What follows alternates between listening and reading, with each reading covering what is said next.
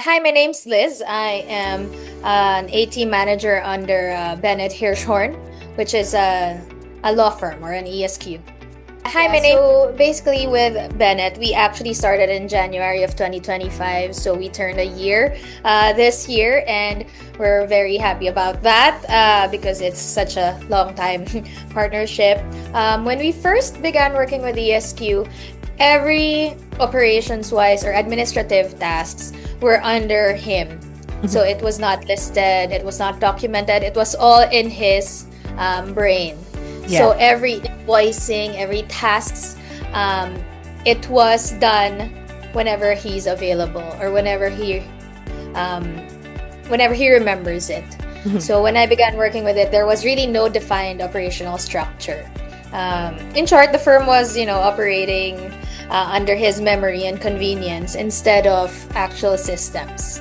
So that created, unpredictability of when the invoices will be sent or when the other tasks will be done. So it created a bottleneck on his side. He was working almost 24 hours. Well, not really, that's an exaggeration. Maybe like 15 hours. He was working after hours just to do administrative tasks. That's where we jumped in as ATeam. Yeah, basically, as an operations person, I really like all documentation. I really like processes. So we did have our own standard operating procedures. So we created that for him. We also set a timeline for the financial side, like when the invoicing should be done, what should be invoiceable. So it was a lot of trial and error at first, but we eventually got the hang of it. And he also has a lot of spreadsheets, which we organized into the active, let's say, billable or his ledger, and then also the archived, meaning we've already billed it, the client is already done, his client rather, is already done with whatever legal requests from Bennett. So we did that. We rebuilt some of his spreadsheets. We also improved some of his formula.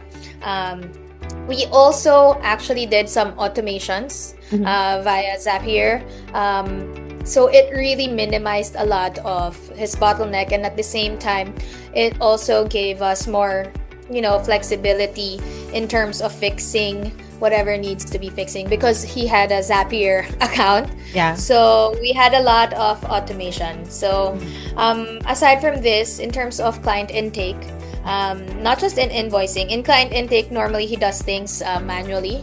Like whenever someone signs up a retainer agreement, he would have to create folders, he would have to send an email, he would have to invoice it. But with the automation that we did, whenever someone signs an agreement, everything is done automatically in the back end. So it really removed maybe 2 hours, 3 hours of his working time to do that. It's been a long time and it feels so routinary. So I'm trying to knock my head what else we did. So we do standard operating processes. We have, like I've mentioned, we did a lot of we had a lot of schedules set. And I completely understand in terms of what you said about founders having a hard time delegating. Actually, when we first started with Bennett, we would just draft the invoice. He would still review it, and he will be the one sending it. But when 2026 came in, we're the ones just sending the invoice. He's not really reviewing it much. So he had that trust with us, and at the same time, we were also I'm not sure if you're familiar with the concept of an IOTA, which is a trust account from from a legal standpoint. So some of his clients will pay him and put it in the IOTA. So when we invoice the client, we just transfer all these money. Well, not really physically transfer or like online transfer. It's more of like in the ledger, in the ledger side. So we would do that. So that's what we did. We also he also asked us to actually bill expenses whenever it is updated in his drive folder so that it doesn't go under the cracks. So he paid for it, so the client should also pay for it. So we did automation a lot. and it gave us a lot of flexibility, and it freed up a lot of his time. It's been actually because of these changes, like I've mentioned, his time, it was completely freed up. So he wasn't really thinking about the invoices. He wasn't thinking about whenever he will be paid. You know, the money just kept coming. Albeit, you know, not really on the time that he wanted it to come, because it depends on the client. Schedule. But basically, it's all out. Like, hey, you have this invoice you have to pay. So those are all out. So let's say, for instance, like the automation that we did for the client intake, meaning, you know, whenever a client signs up, it really freed up 1 hour, 2 hours of his time. And also for ATeam, we don't really have to do anything. So it's just there. We just have to check if it happened, if it, you know, the automation worked, or if Zapier is down, but which rarely happens. So that's, you know, time saved for him, and time is money. So it's money saved for him as well. So it gives him time to do other things, other complicated things when it comes to his firm. So that's one, time saved. And the other is in terms of revenue and cash flow. So he had a lot of billables when we came in, and the money just came in when we invoiced, maybe around, I'm not so sure about the money, but he kept saying like $20,000 came in. Didn't even know that he was owed $20,000. So those things, those are the impact of what we have done. And at the same time, it also extended to his other tasks. We're actually creating automation for his templates on legal drafts and all that. So it will again free up some of his time whenever that one is already up and running. So the biggest shift, I guess, you know, it's moving from reactive cash flow, like in his brain, oh, I have this, to predictable cash flow, because he already knows how much money he is owed and when it should be. Because aside from invoicing, we're also following up with the collections. So we've noticed that some clients who don't really pay on time, whenever we do the collection, they also pay whenever we bug them. So you know, Bennett can now focus on legal work instead of the administrative management side. So we first created it in I think August. This is the last time that we edited it. It's not like implemented in November only. I think August or July, or earlier than that even, because it was one of our first automation project. So what happens here really is whenever someone signs or agrees to a retainer, that's the trigger. So there's a form, then it gets triggered, then there are a lot of conditions. It can actually be an actual retainer, meaning they went to the office and then they signed an agreement, or it can actually also be an online form. So we had all these filters, you know, a lot. I also learned a lot from working with Bennett in terms of the Zapier. So it's very complicated. So there are a lot of filters. If it's a paper retainer, this is what happens. If not, this is what happens. So then it finds a folder. So we have like shell folders, meaning what are the Google Drive folders that should be in a new client. So that it finds it, and then it splits into two paths. Like if the folder is already existing, then you just have to put an underscore and then another matter, meaning it's a new. The client is not new, but you know, the case of the client is new. Or if it's actually a new client, so basically that's the workflow. It will create a folder for them, and then it calls a sub-zap, because I will show you, it gets more complicated in terms of triggering. No, you're good. So I do get how things are going, and it's amazing how you were able to build that with, you know, your client in mind. So how about this one that you're sharing? So this one is actually the continuation of that Zap.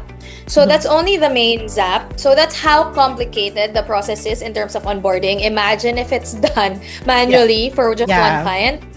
So with this, it really eased up everything. So after that, it creates all the files, And then the good thing about this is it also sends like it splits again. So there are a lot of conditions, but it sends a document, meaning here is your copy of the retainer.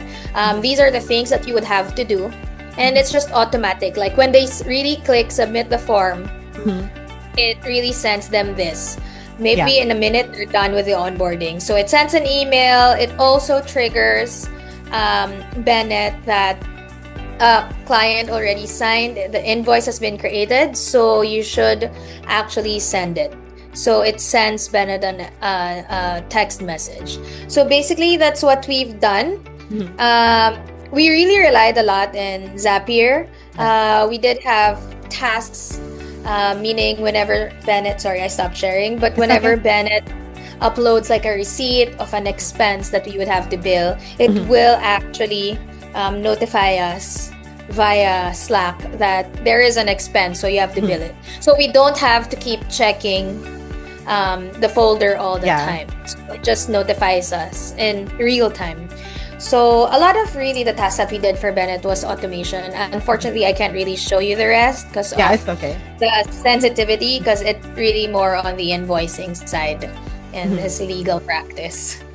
But basically, I think the fulfilling part with Bennett really is I'm also a systems person. Bennett is a systems person. He used to work in IT, so he's more knowledgeable in dev, automation than I am. But I'm also very well versed in that. I'm proud to say. I guess the fulfilling one is whenever he asks us to do something like an automation for it, and then at first I would really have a hard time getting what he wants to be done, but then when I really sit on it and then I try it and then I finish it, it really gives me a sense of fulfillment, because again, it's time saved for the both of us. It's money saved for him.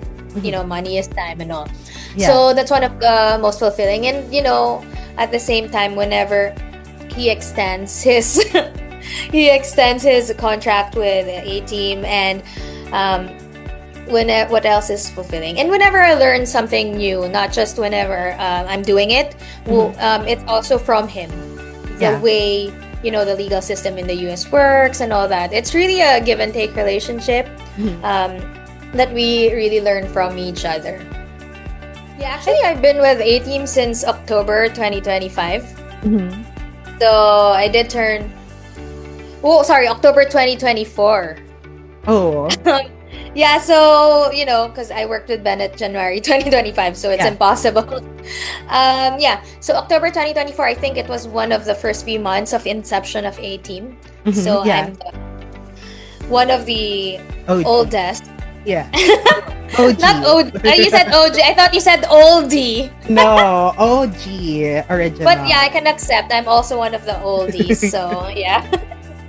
Actually, I love working with ATeam in terms of the flexibility of the team.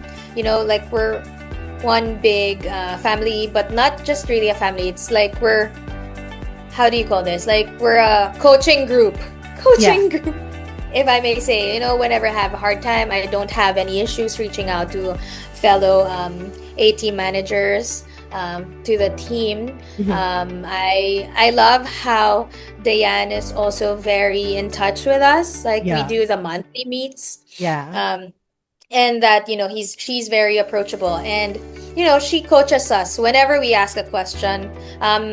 To Diane or to even Juana or to the leadership, if there's such a thing, whenever we ask questions, they don't just easily give out the answers. They really try to coach you. That's why I said it's like a one big coaching group, because you know, I know I'm old.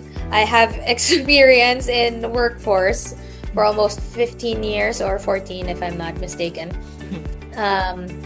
But there are still a lot of things to learn. So it really gave me an opportunity to also come out of my comfort zone in terms of what we do. And like I'm dealing with US clients, so you know, I see a lot of work, like the work ethics is very different and all that, but I'm really having a good time with ATeam in terms of where the company is progressing, where the company is going, and how the company is running really the group of account, the managers, the ATeam managers.